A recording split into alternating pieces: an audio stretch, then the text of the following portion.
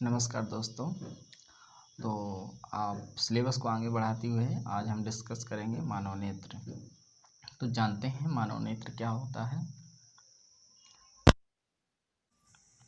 मानव नेत्र यह एक अत्यंत मूल्यवान एवं सुग्राही ज्ञानेंद्रिय है। यह क्या ज्ञानेंद्रिय है? कैसी ज्ञानेंद्रिय है? सुग्राही और मूल्यवान। यह हमें इस अद्भुत संसार तथा चारों ओर रंगों को देखने के योग्य बनाता है। मानव नेत्र क्या है? हमारे चारों ओर का जो अद्भुत संसार है, यहाँ हमें चारों ओर रंग बिरंगी चीज़ें हैं, इनको देखने के क्या योग्य बनाता है या एबल करता है। और यह नेत्र गोलक में स्थित होता है। कहाँ स्थित हो? नेत्र गोलक में स्थित होता है और इसका व्यास 2.3 सेंटीमीटर होता है। तो आगे मानव नेत्र के कार्य, मानव नेत्र के विभिन्न भाग क्या होते हैं और उनके कार्य देखते हैं। सबसे पहले देखते हैं श्वेत मंडल। इसको कॉर्निया भी कहते हैं। क्या कहते हैं? कॉर्निया कहते हैं। यह नेत्र के अग्रभाग पर पारदर्शी झिल्ली, नेत्र में प्रवेश करने वाली प्रकाश किरणों का अधिकांश अपवर्तन कॉर्निया के बाहरी पृष्ठ पर होता है। ऐसे लेंस होता है। लेंस क्या होता है देखते हैं।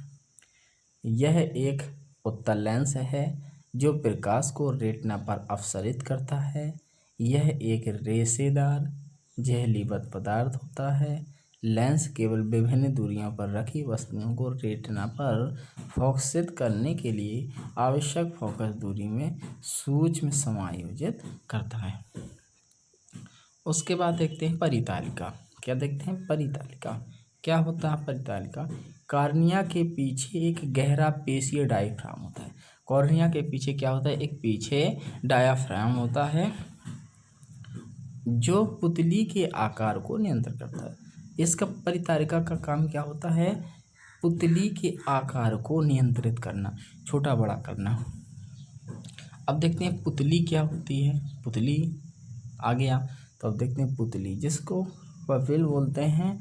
पुतली आँख में प्रवेश करने वाले प्रकाश की मात्रा को नियंत्रित करती है। परितालिका क्या करती है? पुतली के आकार को नियंत्रित करती है। और पुतली क्या करती है?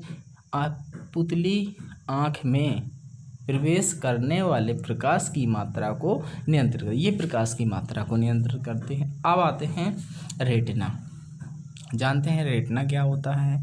रेटिना यह एक कोमल सूक्ष्म झिल्ली है। यह एक प्रकार की झिल्ली है, बहुत ही लचीली होती है, कोमल होती है, जिसमें प्रकाश सुग्राही कोशिकाएं अधिक संख्या में क्या होता है? पाई जाती है।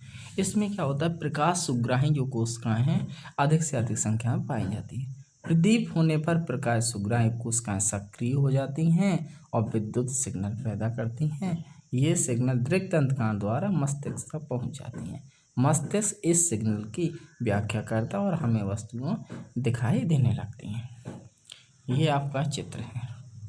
इसको बनाना है और अच्छे से बनाना, एक एक पार्ट को नामांकन करना है। ये छाप होता है, परितालिका क्या होता है, पुतली क्या होता है, श्वेत मंडल, नेत्रोद क्या होता है, कृष्णलीय लेंस क्या होता है, इस सब को। ठीक है, आगे बढ़ते हैं।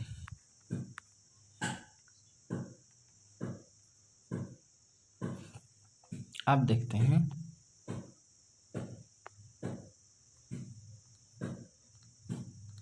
नेत्र बिंदु या दूर बिंदु, फॉर पॉइंट। क्या होता है? For point.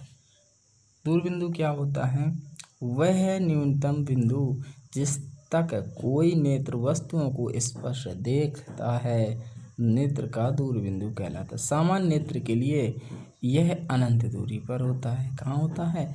अनंत दूरी पर होता है। सामान्य नेत्र की बात हो रही है। अब देखते हैं निकट बिंदु। दूर बिंदु होगा तो निकट बिंदु भी होगा। अब निकट बिंदु क्या है?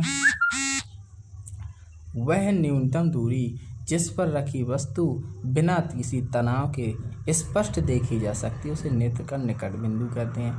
किसी सामान्य दृष्टि के कारण वयस्क के लिए निकट बिंदु की दूरी कितनी होती है? 25 सेंटीमीटर। कितनी होती है? 25 सेंटीमीटर की होती है। अब आते हैं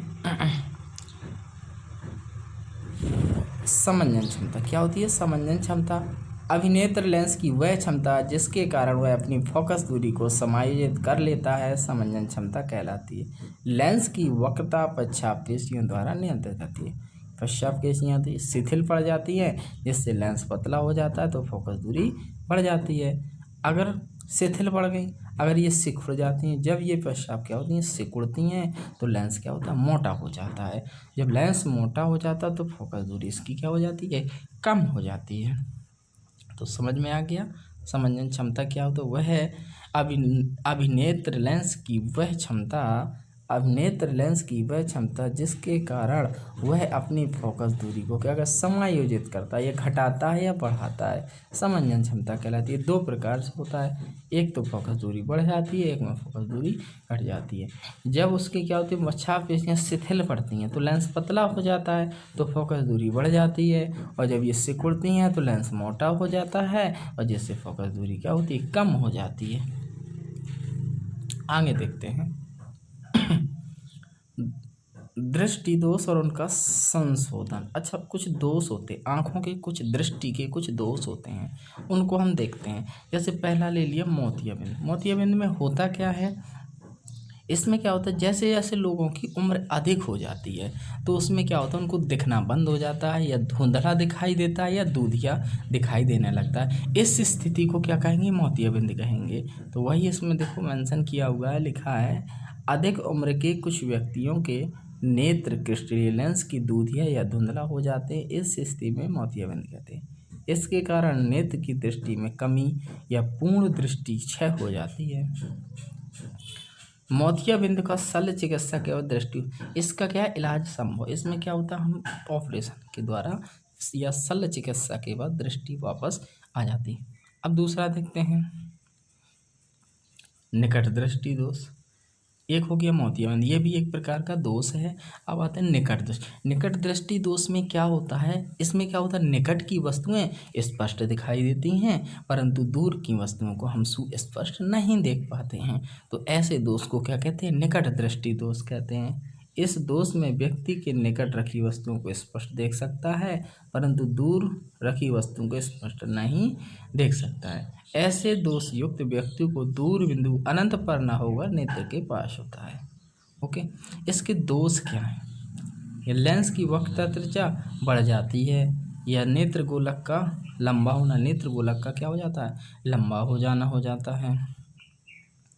इसका निवारण कैसे करते हैं, निवारण में क्या होता है, इसमें हम एक अवतल लेंस का उपयोग करते हैं। अवतल लेंस का उपयोग करके इसका संशोधन कर लेते हैं। जैसे ये देखा निकट दृष्टि दोष युक्त दूरबिंदु, ये तीनों फिगर बना लेना है आपको, ये वाला और एक ये वाला, एक ये वाला, और ये संयोजन हो गया। अब आते हैं दूर दृष्टि दोष। इसमें दिखाया गया, इसमें लिखा हुआ है दीर्घ, लिखा है ना, ये इसको दूर दृष्टि दोष कहते हैं। यह कैसा दोष है, इस दोष में क्या होता है, दूर की वस्तुएं स्पष्ट दिखाई देती हैं लेकिन पास की वस्तुएं स्पष्ट नहीं दिखाई देती हैं। तो इस प्रकार के दोष को क्या कहते हैं, दूर दृष्टि दोष कहते हैं। दीर्घ दृष्टि दोष युक्त व्यक्ति को वस्तुओं को स्पष्ट देख सकता है, कौन, दूर की वस्तुओं को, परंतु निकट की वस्तुओं को स्पष्ट नहीं देख पाता। ऐसे दोष युक्त व्यक्ति निकट बिंदु सामान्य निकट बिंदु से दूर हट जाता है। जो इसका न्यूनतम निकट बिंदु 25 सेंटीमीटर इधर ना होके इधर उधर हो जाता है। दोष के क्या है, लेंस की फोकस दूरी बढ़ जाती है, नेत्र गोलक छोटा हो जाता है। निवारण में इसमें उत्तल लेंस का प्रयोग करते हैं, ये आपको बना लेना है फिगर, ये है, और अपना आपका दूसरा फिगर ये। ओके, अब दूसरा दोष देखते हैं जरा दृष्टि दोष।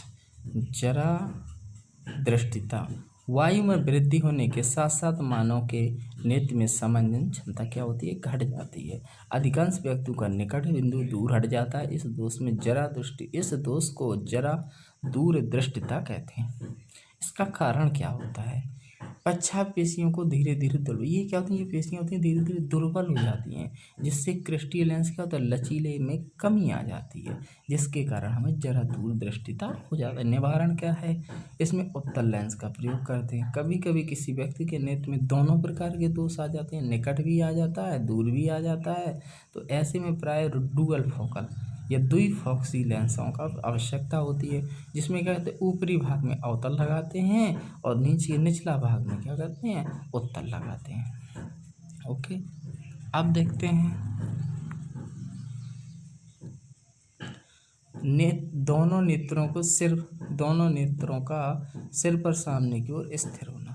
इसमें हमें त्रिविम चाक्षुषी का लाभ मिलता है। इससे हमारा दृष्टि क्षेत्र विस्तृत होता है। इससे हम धुंधली चीज़ों को भी देख पाते हैं। तो ये आँख था, ये दोष बताए हैं कुछ आँख के। और